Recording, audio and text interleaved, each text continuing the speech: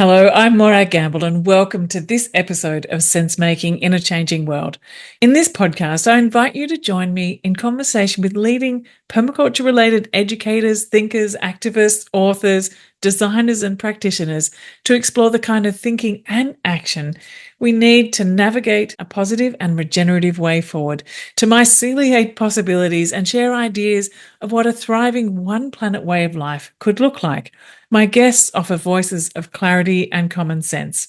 In this episode, I'm joined by the wonderful Emeritus Professor Stuart Hill, who is an ecologist, agroecologist, psychotherapist, and educator, a pioneer of ecological thinking, and the Foundation Chair of Social Ecology at the University of Western Sydney. He's been involved with permaculture since the very beginning and says he's got a little bit of permaculture in every cell. He spent much of his life as an educator sharing transformative learning, leadership, and change. And he's published over 350 papers and reports, written many books such as Learning for Sustainable Living, and contributed chapters to many others, including Permaculture Pioneers. Stuart has long expressed a need for there to be a focus on permaculture of the inner landscape. We spend a big chunk of our chat exploring this, but also delve into transforming worldviews, education, focusing on small, achievable goals, staying humble, and also exploring ways to see things differently. Before we head to the conversation, I'd like to first acknowledge that I'm recording this episode from my hand-built solar-powered studio here in beautiful Gubbi Gubbi country with Jinnabara lands to the east, and I'm surrounded here by my permaculture forage gardens in a permaculture eco-village. This podcast is a project of the Permaculture Education Institute. We teach permaculture design, teaching, and livelihood skills online to people on 6 continents, who in turn localize and enrich it and find appropriate ways to apply the planet care ethics of earth care, people care, and fair share wherever they are.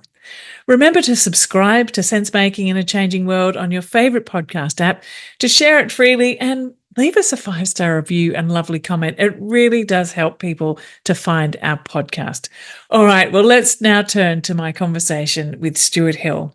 Well, thank you so much for joining me on the podcast, Stuart. It's been an absolute delight to read back through some of the materials that I've been reading of yours for a long time, diving back into the Permaculture Pioneers book and listening to your contribution in the recent movie Ecology. And one of the things that I picked out of your writings that I really loved was you said there's a little bit of permaculture in every cell. And I wondered whether we could just begin there. Like, you have a particular way of describing permaculture as a kind of a living system, and maybe you could share with us a bit about how you see permaculture and how permaculture entered into your cellular self. Wow, big questions. I mean, one of my sort of guides for thinking about things is that anything you see anywhere, you should suspect everywhere.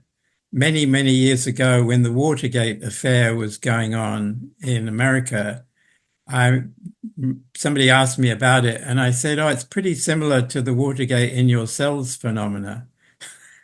That the deception that was going on politically in New York or in Washington is what goes on in our cells when you buy junk food, that they're labeled enriched with something and they're enriched with 4 things and they take 30 things out.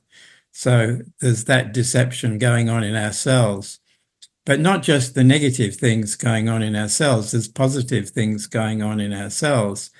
For a healthy cell, the whole things that enable well-being are the things that enable well-being in ecosystems, in the planet, in us as individuals, us as communities. And it includes diversity, access to essential resources, protection from misuse, and so forth. And so permaculture initially attracted me because it's about design, and it's about the inclusion of the adequate diversity to enable things to function and carry out all the different sort of roles. Some of them are maintaining nutrients in the soil, some are protecting things from pests, and also the well-being of the person doing the cultivation and the design. So all of those things are interesting. And I think the fact that permaculture had a system of ethics as well as a system of design. When it all started, Mollison actually came to stay with me in Montreal, and we went on a lecture tour together. I realized fairly early on that it actually wasn't Mollison who developed permaculture, it was David Holmgren. And so when I wrote a book about the origin of ecological ideas in Australia, I interviewed Holmgren and wrote him up because I felt he'd been neglected in the recognition of the roots of permaculture. And I went on not just a tour with Mollison, but I went to the first permaculture conference in America. And I noticed people who talked about the theory, but they actually didn't have the practical experience. And so I was at that time training in psychotherapy, and I started to see a whole lot of people who were actually not functioning well psychosocially and psychologically and so forth. And so it was the birth of me realizing that there need to be inner permaculture that was healthy for there to be outer permaculture that was healthy. And so I started talking about permaculture of the inner landscape. Mm. I want to just circle back to what you were saying about you found there was a lot of dysfunction or behaviors. I wonder whether, I wonder what it was that attracted people to permaculture then, that were like really searching for something else and struggling in the current system that drew them into that and that brought with them a lot of that anxiety. I'd never really said that out aloud before, but I wonder whether in those early days too, as it was forming and storming, that was what was happening. I think there's a lot of factors that involve with what we get attracted to. I think, unfortunately, we're quite often attracted to people who have attractive potential. So, all the actors and actresses and comedians and models and, all those sort of people. And they become very attractive to a lot of people. And Mollison was one of those people. He told a good story and with confidence. And so people were attracted to his presentation. For me, the major flaw with the whole thing was when he set up training for permaculture, it was focused on becoming a teacher of permaculture, not a practitioner of permaculture. And so we've got a whole lot of people teaching permaculture who lack competence for implementation and experience and long life of experience in implementation. And so when people are lacking something, they compensate for it in behaviors. So they'll pretend to be more confident and more experienced than they are. So there's a whole lot of people who are, in quotes, leaders of permaculture who actually don't have a foundation that's adequate for them to be really, really competent and listened to. And so my take psychologically is we're made up of two types of self. We've got a core self that's in the present, empowered, aware, clear about vision and values, very good at relationship, and able, paradoxically, to be anonymous. We've got a whole lot of what I would call adaptive or compensatory selves that we set up in our childhood early on to survive childhood. And they have all the opposite characteristics. They're actually disempowered, unaware, confused about vision and values, out of the present.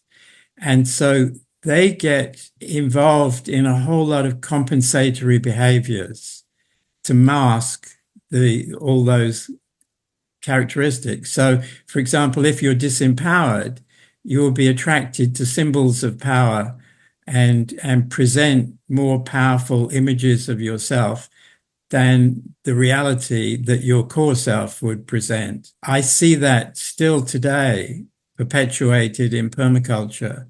And so for me, what's lacking in permaculture is inner work to be able to recover from those childhood traumas, which we've all experienced, to then enable to function primarily from our core self and not from our adaptive selves. And so I still see, when I listen to permaculture presentations, lots of adaptive selves speaking, not so much core self speaking. Think a bit more about the core self and how to tend to that permaculture of our inner landscape. What are some ways that you think we can be supporting one another in the permaculture movement to be addressing this? Right. Well, as a psychotherapist, the key as a psychotherapist was for me to only have my core self communicate only with the core self of the client. And that's the key to helping one another, is not to get caught up with responding to people's adaptive selves speaking, which you could say they're shit. They're psychological shit. And that's what even in therapy, most therapists communicate with people's shit. The client says, "Oh, I was raped. Oh, that's so terrible that happened to you." That is communicating with the wounded part of the client. If you communicate with the core self of the client, you would say something like, "So tell me more about that. What were your feelings at the time?" That's a very different way of communicating. So paradoxically, most therapists actually perpetuate shit because they're constantly communicating with shit. And it's because most therapists have never done enough therapy. They're still functioning that way. Most people haven't done enough therapy.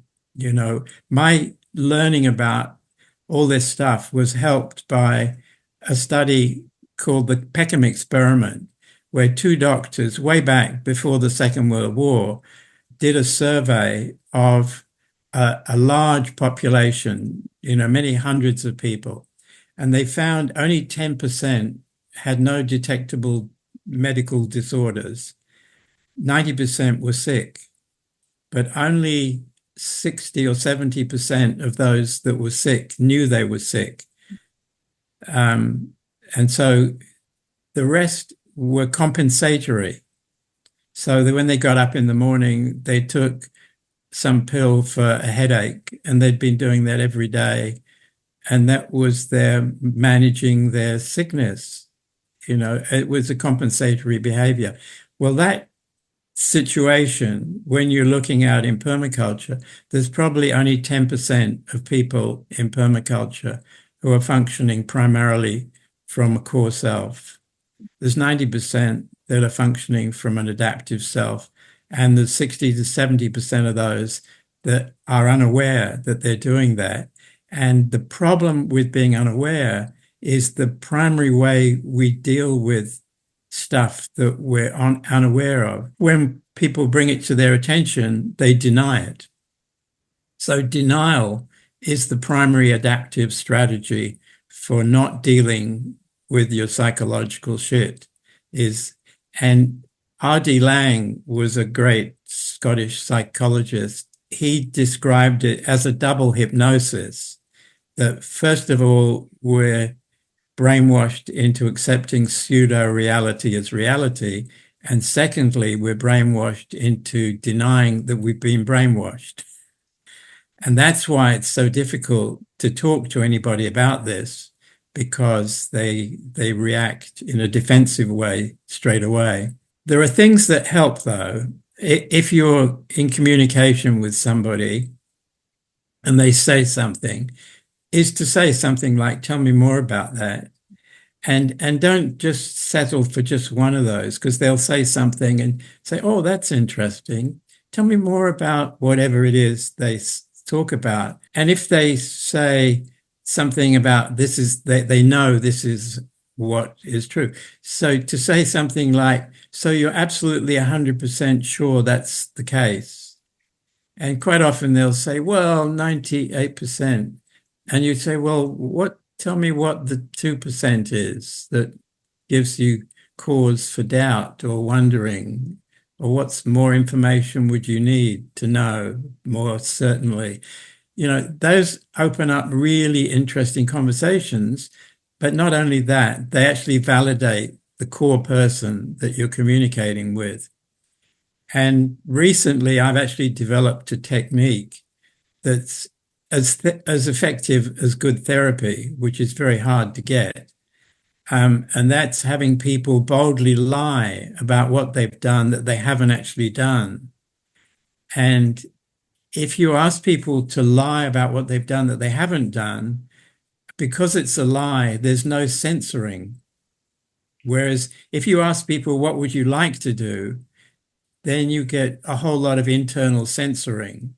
So you'll get the voice of your parents or your teachers or your supervisors that would say, oh, you've never been able to carry out anything and you're not able to do that. And so when you ask people what would they like to do, they say what they think they dare say, or what they could say in front of their neighbors. And it's particularly the case when I've worked with graziers, for example, in Australia. They're very sensitive to what their neighbors think. And if you ask them what would they like to do, they say something pathetic that would be okay for their neighbors to hear them say. If you ask them to boldly lie about what they've done that they haven't done, they say something completely different, incredibly bold, and paradoxically, it's exactly what they would really want to do. So I have a way to work with anybody in change, because once they've said that, you can then ask them, what have they done that's got anything to do with their lie? And of course, all of them have, because that lie driving force is inside them all the time. And you can then say, well, what would be a next step from what you've done towards your lie? How would you take that next step? What would you need? How would you get it? What would get in the way? How would you get around it? What's a small, meaningful initiative you can guarantee to carry out to completion that would be taking you closer to your lie, that you absolutely 100% can guarantee to do? Then you've got an actual doable method of change. If you don't pursue that to the point of absolutely guaranteeing that they can carry it out, it's never going to lead to change. So I say to them, I don't mind if the only thing you can guarantee to do is tell somebody what happened today when you get home. And that's enough to be the first step towards a change. If they say, oh, I'm going to do this and that, they're not going to do it. And it's not going to lead to any change. So you've got to bring it down to, as I said, a smallest meaningful step you can guarantee to carry out. So I hear you saying this when you're talking with individuals. Have you done the same type of thing, or what would you say about doing this as a collective group, for example? How could you cultivate a sense of collective lying and imagining? Well, I've done it with, I discovered this working with 200 grazier families in Dubbo 20 or so years ago. And somebody who watched me give a demonstration of this I think he was the Minister of Education in Scotland at that time. And he went on a tour and he wrote me and sent me a picture. He said, this is me doing a workshop in Japan with 800 people using your technique. And there was a picture of me in the corner of this image he was using. where he just wanted to show that he was acknowledging he got this from me. But he was doing it with 800 people. And I've done it with large groups, not as many as 800, but I used to use it when I was teaching. So in my first class, because I taught social ecology, I would say, so this would be a class of maybe 30 or 40 people. I would say, this is about social ecology. Social ecology deals with blah, blah, blah, blah. If you have any questions about it, ask me questions. So I'd answer all their questions. And then I would say to them, I want you to imagine this actually isn't the first class in social ecology. It's actually the last class. And I want you in pairs to boldly lie about the 3 most important things you learned during the semester. I would then have a go round and I'd write all of those on the whiteboard. And I had different areas of the whiteboard that related to the areas of social ecology. So there was personal, social, ecological, and environmental.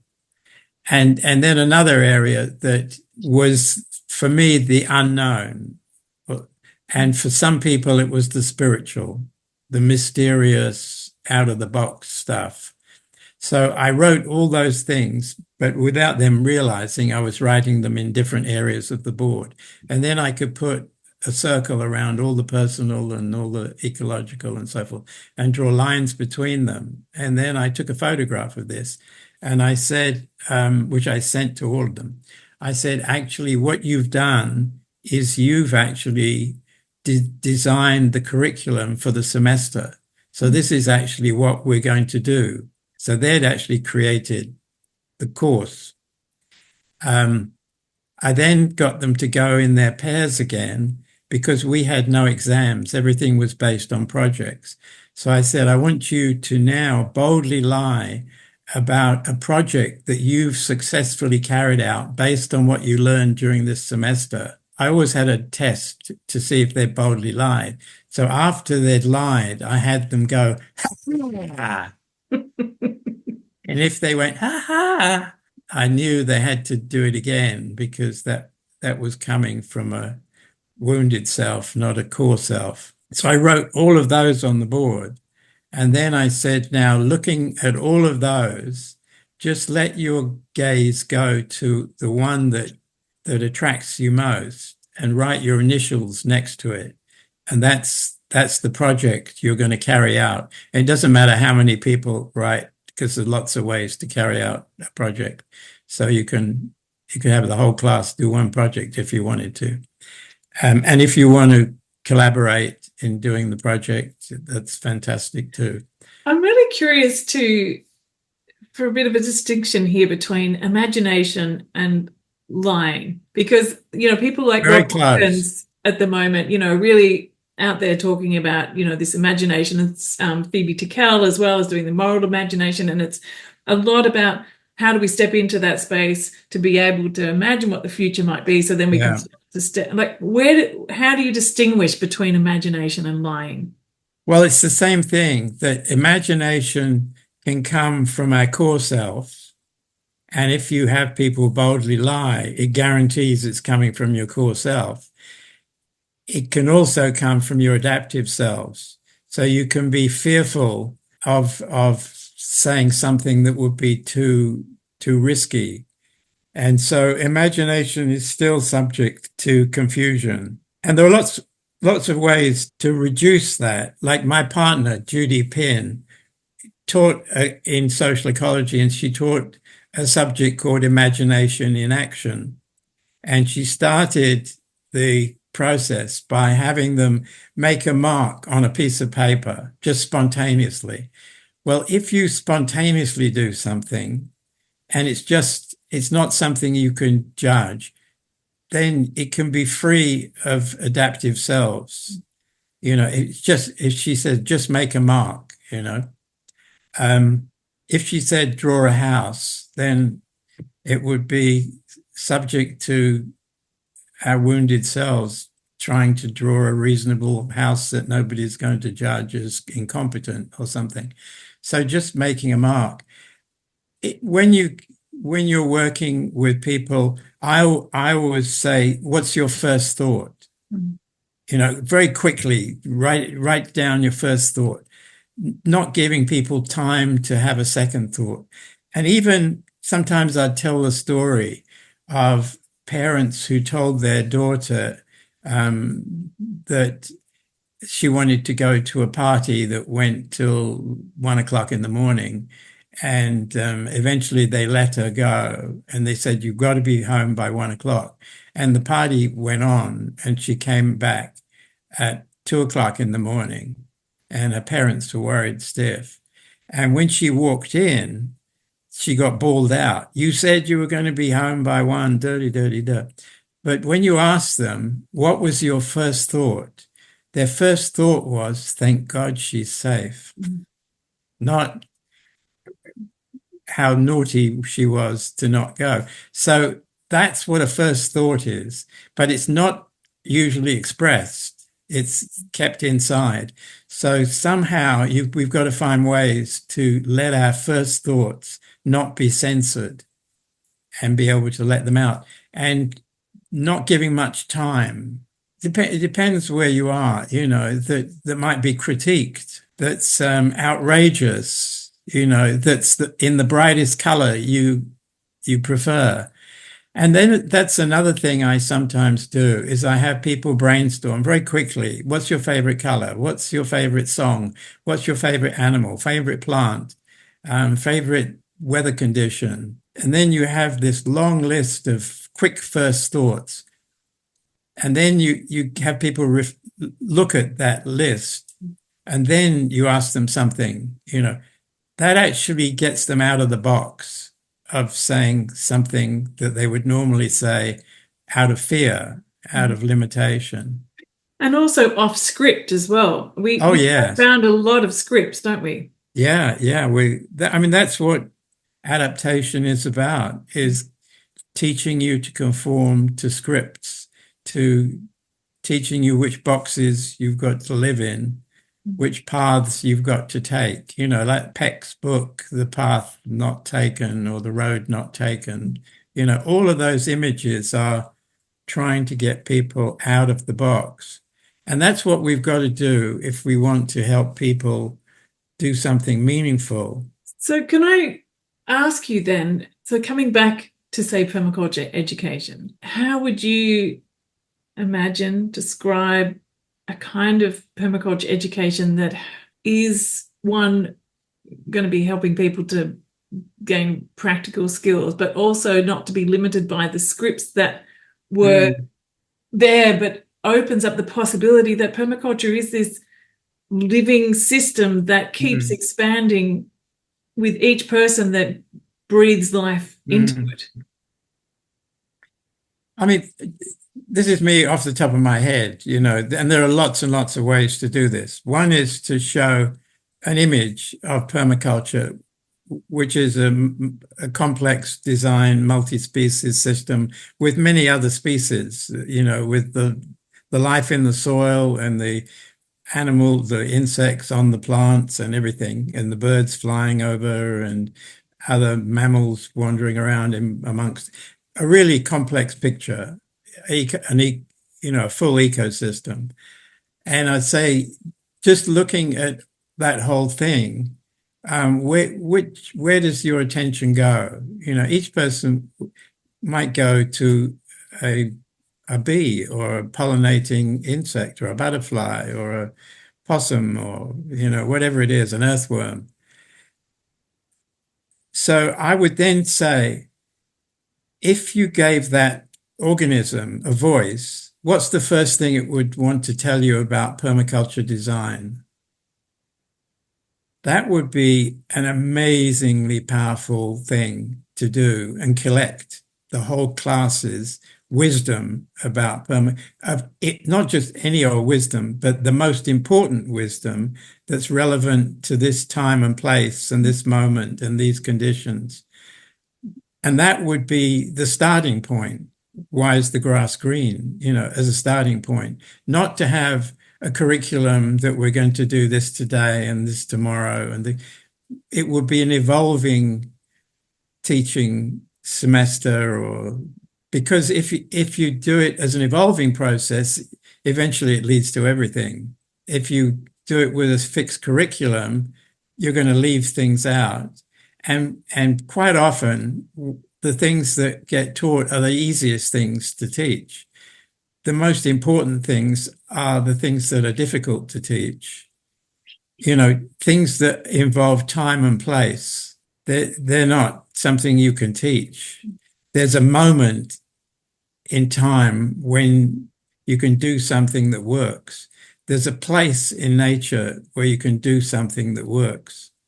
I remember, I've got thousands of stories, of course, about all these sort of things, but I remember I spent a lot of time when I was in Canada working on pest control. And one of the main pests of carrots is the carrot rust fly. And the carrot rust fly flies to the carrot and crawls down the stem of the carrot and lays its eggs just a bit further down into the soil. And it gets on the carrots and bores into the carrots. There was a farmer who found that he'd designed a little cultivation device that when his carrots were growing, he could go down the rows with this cultivator and it loosened the soil next to the plants, so that if the carrot rust fly laid its eggs and crawled down the stem, the eggs would actually desiccate, so they would never develop. So you could control this carrot rust fly by making the environment inhospitable for the eggs. And I remember a prairie farmer saying, "Oh, so that's what I've got to do in my field." And I remember this guy saying, "Oh, no, that's what works in my field, in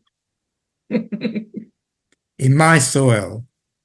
It wouldn't work in your field, in your soil."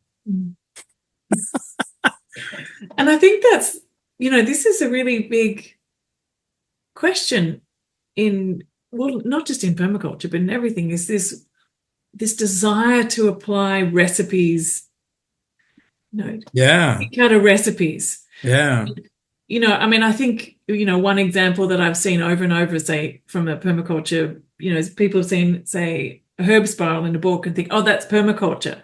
So where is the permaculture? It's not copying something that someone else has created as an example. It's applying the thinking behind it. You've spent your life in education, and I know you've been speaking to this already, but to help shift away the copying to getting to the underlying principles and taking that time.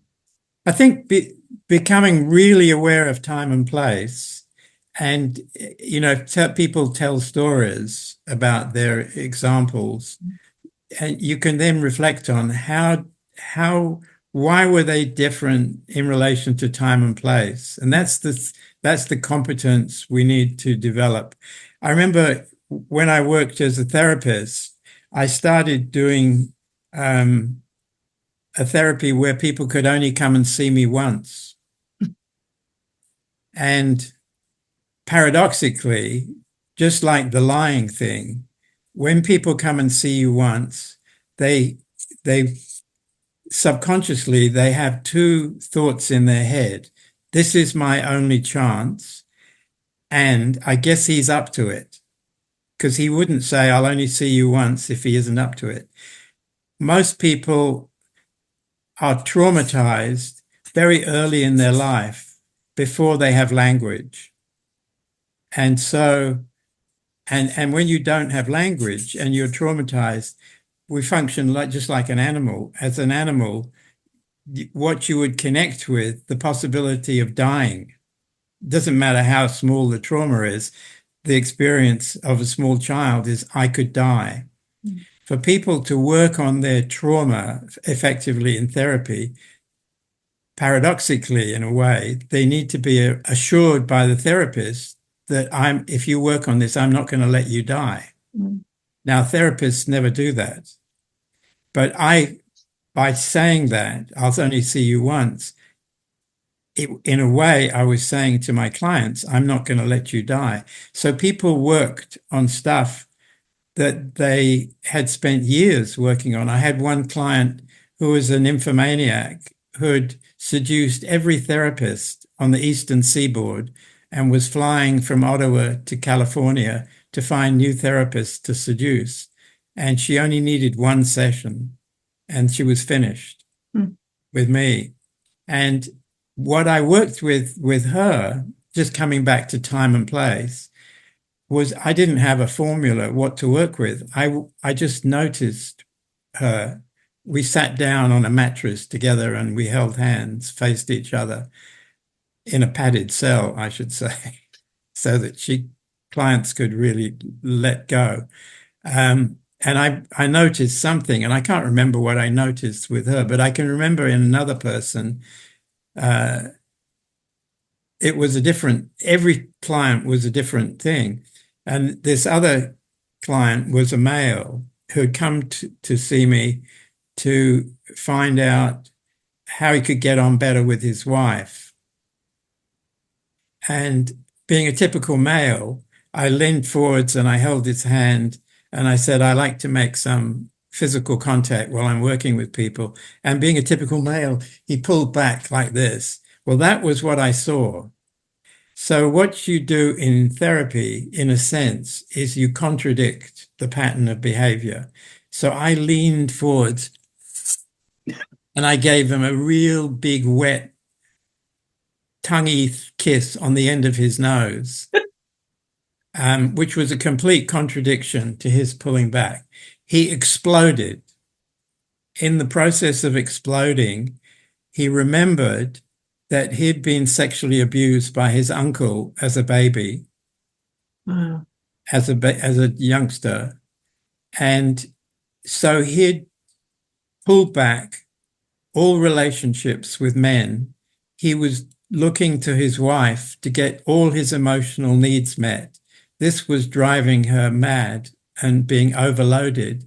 And she was pulling back from being overloaded, which was the source of the difficulty. I mean, the source of the difficulty was his making excessive demands on her. Once when he went home, he formed friends with men and joined men's clubs and did men's things, stopped oppressing his wife emotionally, and they're happy ever after. But that was just by responding to that one thing in that moment. Well, exactly the same things occur in every permaculture situation. There's something there that is the thing to focus on. And then at the next moment, there'll be another thing to focus on in the next minute. And gradually a design evolves that's relevant to the place and time and to your competence, which is the third thing that's important, as well as place and time. And so that's where permaculture needs to evolve. And I don't see that happening yet. Yeah. It's up to you. Yeah. Well, it's interesting.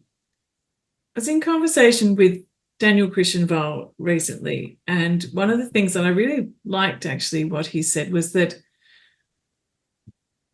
we need to stop focusing on permaculture and focus on permacultures.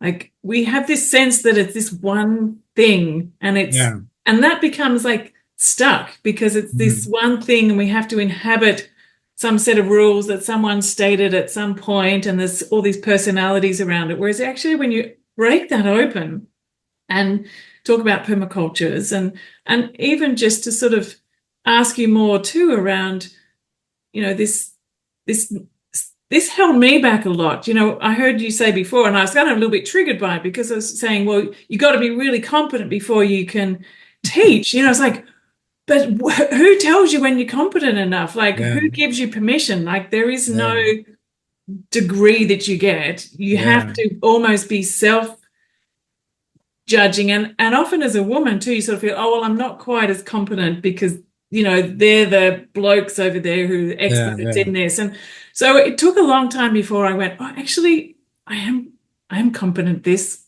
I give myself permission. And so a big part of what I'm trying to do is to see competence, see capability in other people, and it may not, and it's all different. So this is the thing about permacultures, like someone who's come from a background in childhood education may find their competence there in that permaculture. Someone else who's come from a background in mental health and nursing may find their competence here. It doesn't have to be this one thing. And I think this has been, to me, like an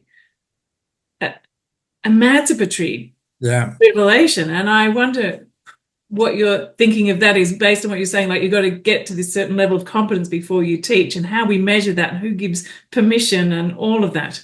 Well, several things come to mind. First of all, that the collective competence in the room is always greater than the competence of the teacher. So the question then is, as a teacher, how do you facilitate a process that enables the emergence of the collective competences in the room and get them used, and et cetera, et cetera. The other memory that comes to mind is when I was training in psychotherapy, I read a book which was entitled, "If You Meet the Buddha on the Road, Kill Him." And the author, whose name I've forgotten for a moment, which is always interesting to me, is that I can remember the names of millions of insects and I can't remember the names of people. It's a brilliant book.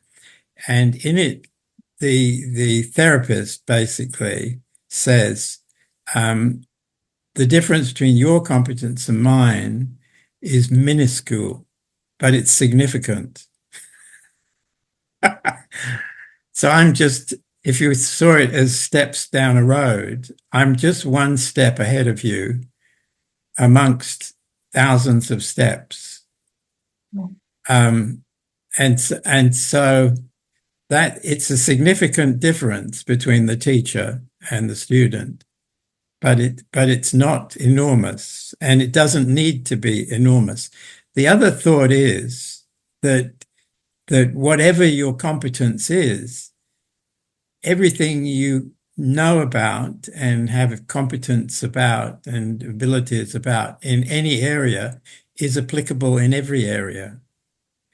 And so part of the key is enabling people to activate their competences in the area of ecosystem design and redesign, and not put it in a box, and keep it in a separate box.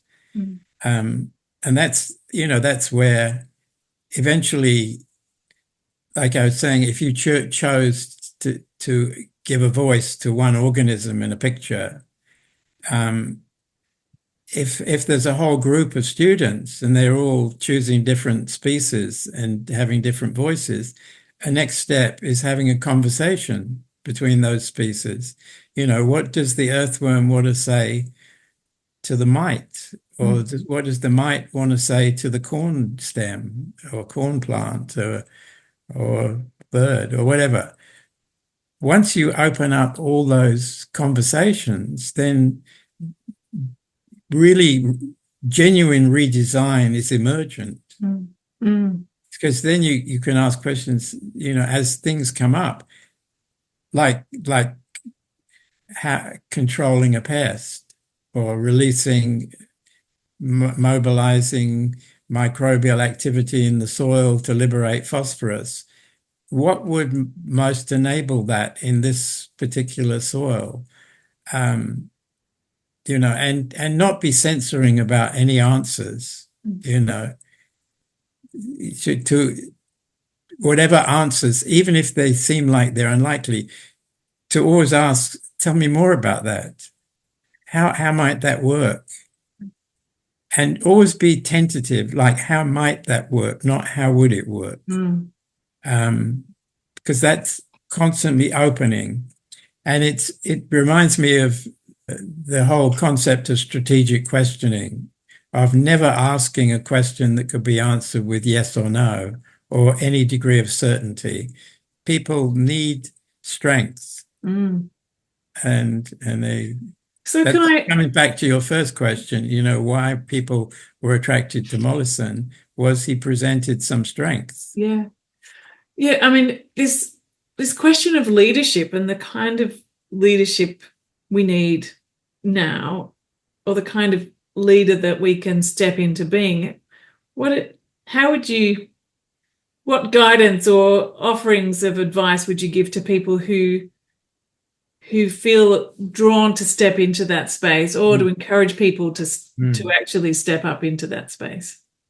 Well, to see yourself primarily as an enabler of things that are going to be emergent from your leadership process, not I've got the answers and I'm going to explain the answers to you.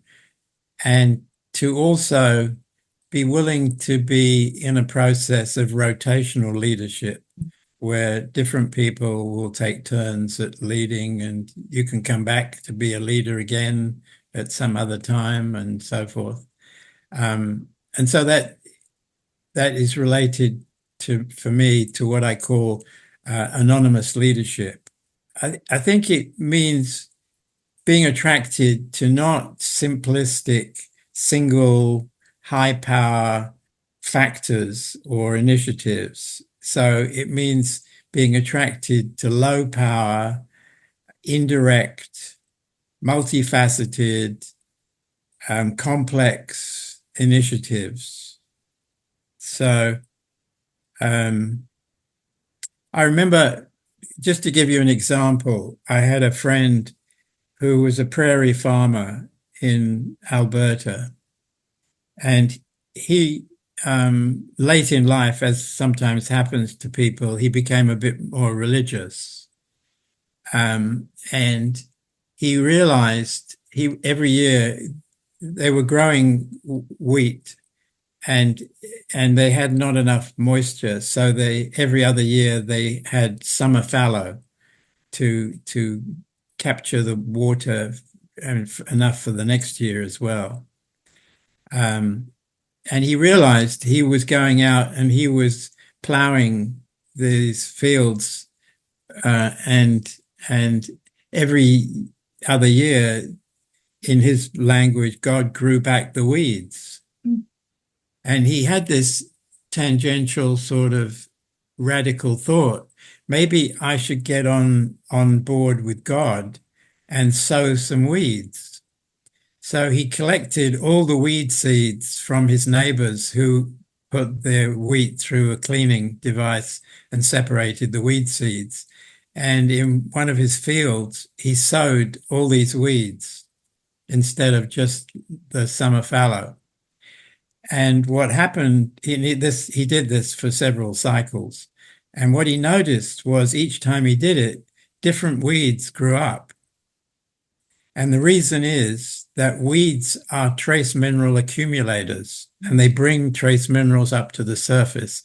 So for the first year, maybe the dominant weeds were bringing up manganese, and the next year they were bringing up zinc, and the next year they were bringing up copper or whatever it was.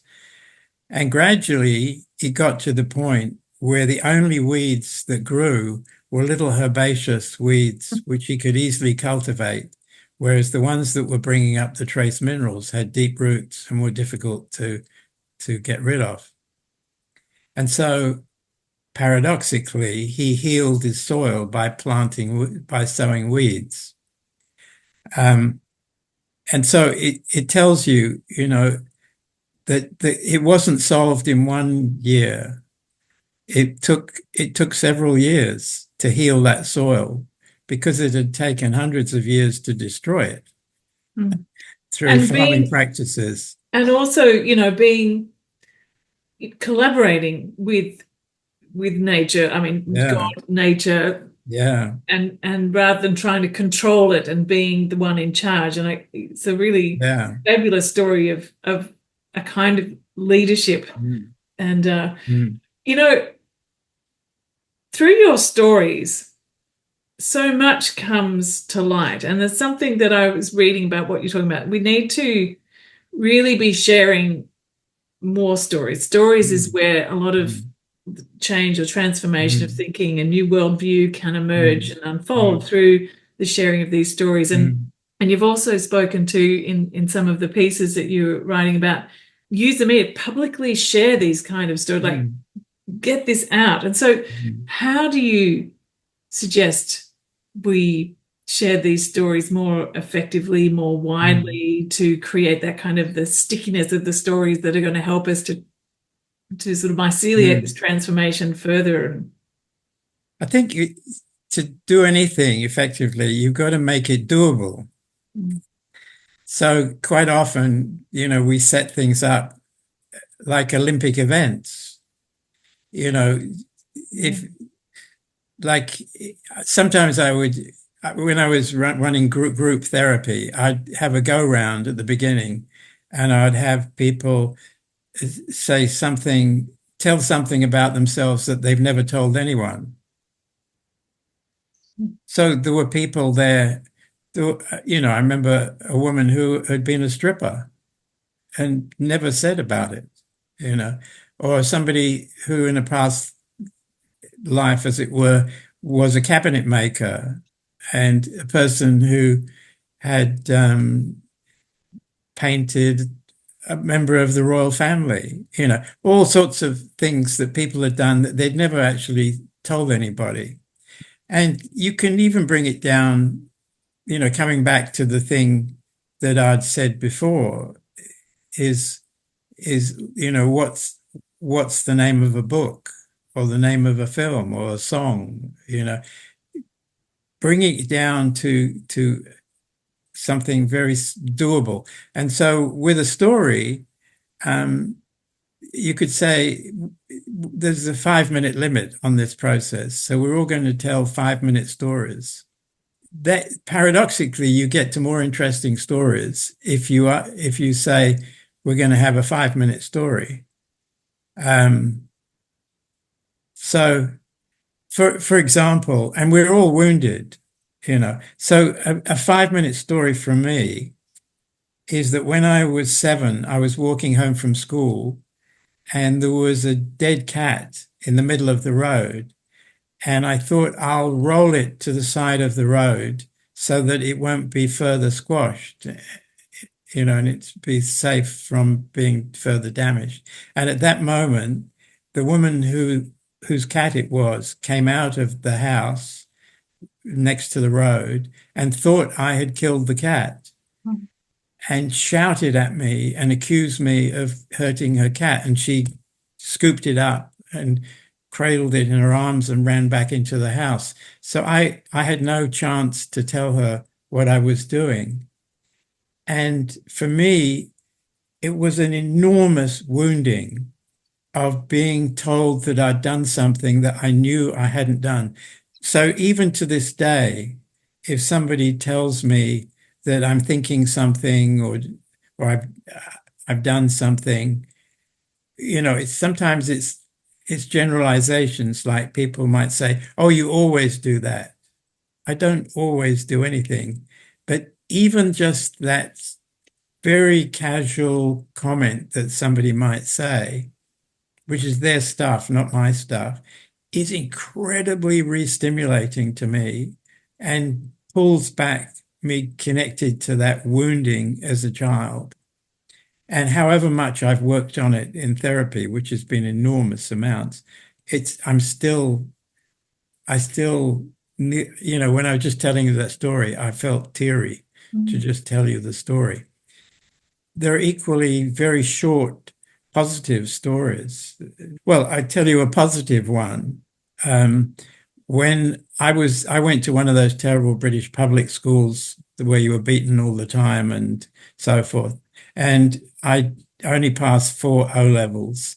And so I wasn't able to go in the sixth form. So they basically threw me out as unfit for further education. So I got a job in a factory and I was passionate about zoology and botany. So I went to the local technical college to find the person teaching zoology and botany, and I went to meet him, and his name was Joe Bazzani.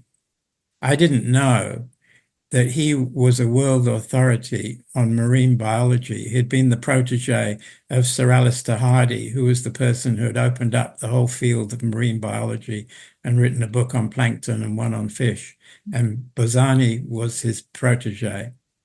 And he'd been head of a marine biology research station, and he'd got bored with the bureaucracy and loved teaching. So he'd gone to teach at Watford Technical College, which was where I went. And I said to him, look, I understand this is a 2-year program. I'm actually only able to come part-time, and I'm working in a factory, and I'm a very, very poor student. So could I do it in 3 years? And I didn't know he was also a Marxist biologist and recognizing people who'd been put down and so forth. And so he said, no, we're not going to do it in 3 years. In fact, we're not going to even do it in 2 years. We'll do it in 1 year. Wow. And that was him recognizing my need to contradict any labeling I'd received about my incompetence. We're going to show those bastards who labeled you that you're actually capable and competent. And so I got my A-level zoology and botany in 1 year and went off and got a PhD by the time I was 24 or something, or 23. He enabled that. And he wrote an amazing book called The A to Z of Biology, I think it was, in his 90s. And I tracked him down and went to visit him in Oxford before he died. And I told him a story that we shared, an experience at going to the first international conference on the primates, where we met Jane Goodall. And so I told him this story from this, and he put it in his final book, which he published before he died. When we got there, we sat down at a table, and Jane Goodall was at the next table, and we didn't know who she was and so forth, and we chatted with her, and then we went to the conference, and typically all the speakers were old males. At the break, I went into the men's toilet, and there was J.Z. Young, who was one of these giants, and he'd written a great thick book on primates and another one on the vertebrates. He was head of zoology at London University. And he was a bit of an eccentric, and he was wearing a black velvet jacket and lathering his face, and he got soap in his eye. He said, "Could some bastard pass me the towel?" And I was the only person there, except the other person who was there was Julian Huxley, who was the son of Huxley, the protege of Darwin, who was heading to the urinal. And when J.Z. Young said this, Huxley shook his head and proceeded to go and have a piss. I gave J.Z. Young a towel and went and stood next to Huxley and had a piss. And what an experience for a 17-year-old. Extraordinary. So those sort of stories are, there are a whole lot of pieces in that story. And then we went back into the conference, and they said, next speaker has just come back from Africa, has just done the first study on tool use in non-human primates. And that was Jane Goodall talking about chimpanzees using straw to get ants out of ant nests. And you were there at that. That's amazing. I was there to witness that. Wow, that is a story and a half. I want to come back from that story and just land us back in this world of permaculture education in terms of thinking about permaculture as a movement. And something you said earlier in our conversation was around that, Bill brought it forward as being an educational model. And this is something that I've actually really taken on quite a lot, is thinking, well, actually one of the ways that we can really show up and make a difference in this world is by sharing this information as widely as we possibly can. And so I've always imagined permaculture being as much an educational movement as it is a practical movement, and not one or the other, but those two things together. And I wonder whether you might just reflect on the possibilities of permaculture as an educational movement of social Right. change. Two thoughts come to mind. One is in education, or the whole process of learning, is how to make things contagious. Yes. Like these Peckham experiment people that I mentioned earlier, people ask them, what do we need to do to get health in the population? And that's what they said. You need to make health contagious. Mm. And the other thing they said was, people said, so what's the key to health? And people thought they're going to talk about exercise and diet and things like that. They actually said the key to health is spontaneity, going with your first thought in a way that's relevant to time and place and your competence and interest and so forth. The other thought is, just like I talked about permaculture in your cells and permaculture of the inner landscape, is to think about permaculture of the economy, permaculture of politics, but the permaculture of the health system, the permaculture of the social services system. How would you redesign, just as we're redesigning agroecosystems, how would you redesign the political system, the economic system, the architecture system, social services system, the transport system? Every system has great potential for permaculture type understanding and redesign. And then you can go back from what you do in each of these areas to the agroecosystem. Mm. What have we learned from what we did permaculture in architecture that you can apply to the agroecosystem? And then you're dealing with holistic transformation. And that's what we've got to have, and to not be overwhelmed by the whole system, is always keep coming back to what's the smallest meaningful initiative I can carry through to completion. And it might be just smiling at somebody. Yeah. I had this question last night, actually. I host a systems thinking course with a group of young people from around the world. Fritjof Capra's course, Systems View of Life. And so Fritjof and I have been hosting this for years. And, one young man, he'd just seen this first lecture, and he said, oh, all of a sudden I feel like I've landed home in a way of thinking that makes sense, but I'm also completely lost because there's no boundaries. Like everything's connected to everything. It's like, I don't know where to, I'm trying to do this research project, but everything's connected to everything else. And I'm like, I don't know where to begin or end. And I started talking about that, the nested systems and at that cellular level, and seeing where the membrane might be that can hold a certain small idea, and because it can get overwhelming. Oh yeah. Well, and you can put up a temporary fence around things, so it's not got to be permanent. It's for this moment. To be able to think about this, I need to put up some boundaries, and a lot of the problems in the world are the lack of boundaries. Yeah. And or that the boundaries get put up and they don't get pulled down again. Yeah. So they need to be evolving boundaries, evolving everything.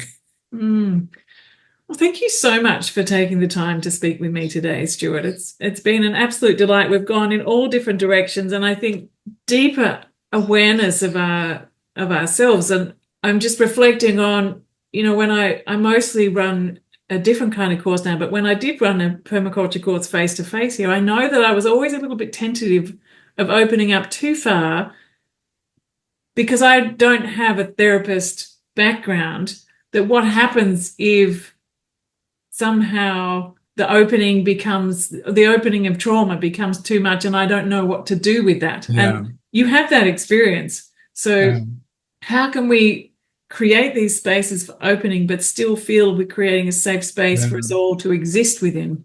Yeah. Keep asking questions. When somebody says something that's difficult, if you were one-to-one with somebody, you could say, what's the smallest thing that would help you at this moment? Mm. Not like how you can get rid of the trauma completely. It's bringing things down to doable bite-sized bits. Mm. Or, people sing a song, what's the first note in this song?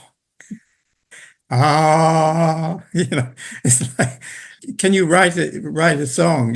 Well, you can write the first note, you know, that's getting started on your song. Yeah. What's the first thing you can do in the design? Is like that's what I'm going to be doing the rest of today is getting the vegetable garden ready and planting the next crop of vegetables, tomatoes and dill and all sorts of other things. And then we've got another area where we're putting a flower meadow in. Mm. So they're all in little doable little bits. I know I said we're wrapping up, but there was one question that just jumped out of what you said then. As something that I get asked a lot too. It's sometimes I feel like that's just too small when we're in the face of such enormous challenges. Yeah. How do you tend to that? I think it's that being open to paradox. Quite often, when you're willing to start with something small, the next step is emergent quite soon afterwards. Mm. Whereas if you try and think it out, the next step that you might have thought out may not be the best next step. It's that first thought again, isn't it? To be open to emergent, the whole process of emergence and timing and it's hard for me. It's really hard. I'm an introvert. So when I have a next thought, it's inside my head, not outside. So my partner is an extrovert. And so for her, the next thought comes out of her mouth. And she thinks, oh, you're not listening to me. I'm listening, but I'm going inside.